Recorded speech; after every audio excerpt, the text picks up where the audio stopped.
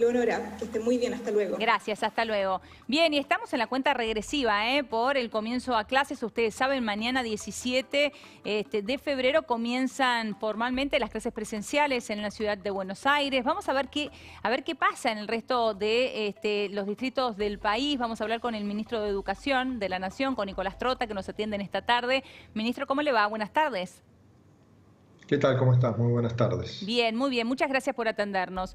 Ministro, en primer lugar, ¿están dadas las condiciones para la vuelta a clases presenciales en la Argentina? Están dadas las condiciones, es el trabajo que venimos desarrollando desde el año pasado. El primer paso fue que se aprobaron los protocolos el 2 de julio. Eso permitió todo un regreso escalonado, progresivo, en distintas jurisdicciones.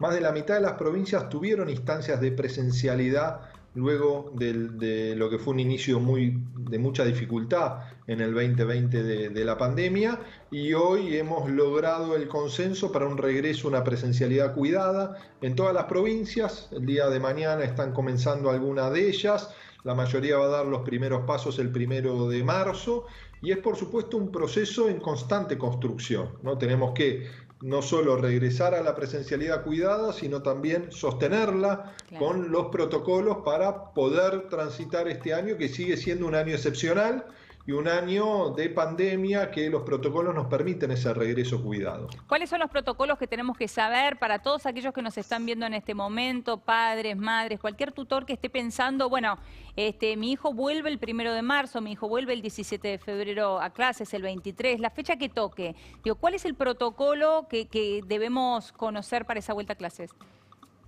Bueno, primero saber que la escuela que se van a encontrar es una escuela distinta a la habitual, a la que recordamos, porque hasta que superemos la pandemia, la principal medida que tenemos para cuidarnos es el distanciamiento físico. Entonces, dentro del aula, vamos a ver que los pupitres están separados, tienen que estar separados por 1,5 metros en todos los puntos de la Argentina, ¿no? Y eso es una de las primeras medidas, el uso del tapaboca de manera constante, la ventilación, la higiene, el ingreso escalonado a la escuela, ¿no? Eso también es un punto fundamental, porque tenemos que evitar todo el amontonamiento que se produce en la puerta de las escuelas habitualmente, en el ingreso y en la salida, pero también con eso permitir que no se congestione el transporte público. Entonces, cada escuela debe haber informado a los que están comenzando mañana qué días van a ir a la escuela, en qué horario se va a ir a la escuela, y también ser conscientes, ¿no?, que esta escuela la tenemos que cuidar cumpliendo cada una de estas medidas. ¿Cuál es el tiempo mínimo estipulado o sugerido para una jornada de un turno, ¿no? Una escuela de jornada de un turno para que vayan presencialmente a la escuela. Bueno, ahí tenemos que dejar en claro que el principal inconveniente que tenemos es el espacio físico. Sí. Entonces depende también de las características de cada escuela. Por eso decimos que es un regreso con alternancia entre presencialidad y no presencialidad.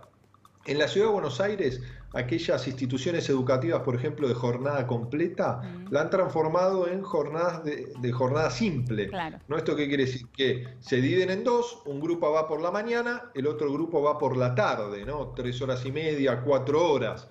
Otras jurisdicciones como la provincia de Buenos Aires, Santa Fe, Entre Ríos, Córdoba, lo que han establecido son bloques semanales. Una semana se va a la escuela, la otra semana se trabaja desde casa, ¿no? Se deja toda una propuesta pedagógica para el desarrollo de lo que va a ser esa semana en el hogar para que el otro grupo pueda estar en la escuela. Pero también me parece importante remarcar que esto no es una instancia de revinculación educativa como transitó la Ciudad de Buenos Aires o el Gran Buenos Aires en el cierre del ciclo lectivo 2021. Estos son clases presenciales. Entonces se vuelve a la escuela, se transita la currícula proyectada, hay un esquema de reorganización pedagógica de todo lo que es la propuesta educativa, porque no solo tenemos que transitar la propuesta educativa esperada para este ciclo lectivo 2021, sino también a partir de la reorganización poder transitar todo lo que nos quedó pendiente del ciclo lectivo 2020, que fue un ciclo lectivo, por supuesto, absolutamente excepcional. Claro, ahora hay una reorganización pedagógica por una parte y por el otro también hay una reorganización familiar, ¿no? Porque los horarios no son los mismos, no son los clásicos y también se vuelve en muchos casos a la presencialidad laboral, de trabajo. Digo, pueden existir muchos inconvenientes con respecto a esto. Ustedes han hablado desde el Ministerio de Educación con el Ministerio de Trabajo para ver cómo hacer como padres en los casos en que algún padre, madre se tenga que quedar a contraturno cuidando a sus hijos. Bueno, efectivamente, no solo el Ministerio de Trabajo, sino también el Ministerio de Transporte, claro, ¿no? Para todo lo que es llegar a la escuela con el uso seguro del transporte público. En el caso del Ministerio de Trabajo, una consideración previa que está reflejado en los protocolos.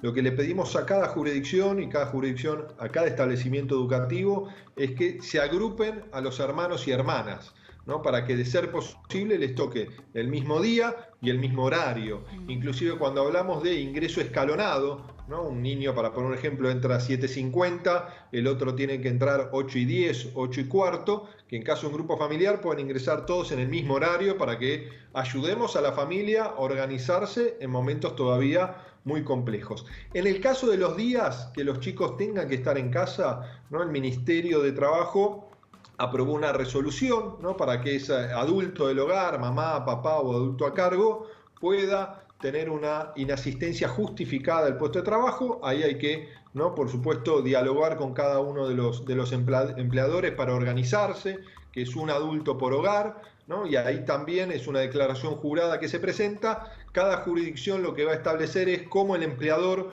puede acceder a la información de qué días le toca a cada niño, a cada niña cursar en su escuela. Ministro, por último, ¿qué hacemos en los casos de un caso positivo en la escuela o desde casa, ¿no? Ver una posibilidad de síntomas. Bueno, primero, si es síntoma ir a la escuela, que informe a la escuela, que no se vaya a la escuela, por supuesto. La escuela creemos que va a servir, y así lo ha demostrado inclusive la experiencia del 2020, para detectar casos sospechosos e inclusive casos positivos. Por un lado, por lo que es el testeo, que se va a llevar adelante en varias jurisdicciones de docentes, y por otro lado, por lo que es la medición, por ejemplo, de la temperatura al momento de ingresar. Todo esto quiere decir que no necesariamente la escuela sea el espacio de contagio, pero sí el espacio que individualicemos un posible contagio. Frente a un contagio, lo que hay que hacer, como en todos los órdenes de la vida, tenemos que aislar los contactos. En el caso de un aula, si es un estudiante, hay que aislar, si dan las horas de convivencia o de estar conjuntamente con el resto de los estudiantes, ese aula. Y por supuesto, al docente que estuvo frente al aula. En caso de ser un docente, hay que aislar el aula y todas aquellas aulas en las que en esa ventana haya estado de manera presencial el docente. Tenemos que ser muy cuidadosos en cada uno de estos aspectos, porque no solo es importante volver presencialmente a la escuela, sino aplicar los protocolos preventivos y las medidas rápidas para aislar los casos positivos que se puedan detectar. Eso nos va a permitir sostener una presencialidad tan necesaria que tenemos que cuidar entre todos. Bien, ministro, muchísimas gracias por su tiempo. Muchas gracias a vos, que tenga buenas tardes. Hasta luego. Hasta allí el ministro de Educación, Nicolás Trota. Momento de una pequeña pausa en PM. Quédate ahí, ya venimos.